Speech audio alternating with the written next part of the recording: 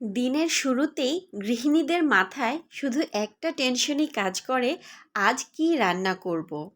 আর বাহিরে যেই পরিমাণ তীব্র গরম পড়েছে, ভাইরে ভাই কি আর বলবো।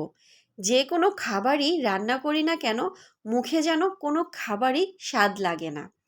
তাই অনেক ভেবেচিন্তে আজ রান্না করেছি গলদা চিংড়ি দিয়ে কচুর শাক ভাজি আর দেশি ট্যাংরা মাছের চচ্চড়ি।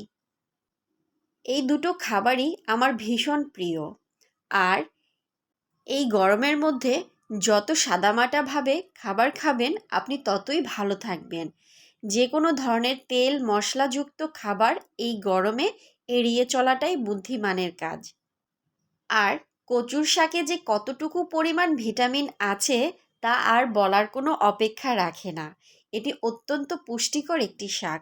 আর আমাদের দেশীয় ছোট ট্যাংরা মাছের চচ্চড়ি বা ভুনা যেটাই বলেন না কেন, এটা তো ভীষণ প্রিয় এবং ছোট মাছে প্রচুর পরিমাণ ভিটামিন থাকে।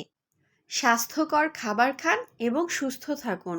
এই গরমে ছোট বড় অনেকেই আমরা অসুস্থ হয়ে যাচ্ছি। তাই বিনা প্রয়োজনে ঘর থেকে বের হওয়া যাবে না। যথাসম্ভব ঘরের ভেতরেই থাকার চেষ্টা করুন এবং স্বাভাবিক এবং সাধারণ খাবার খেয়ে সুস্থ থাকুন।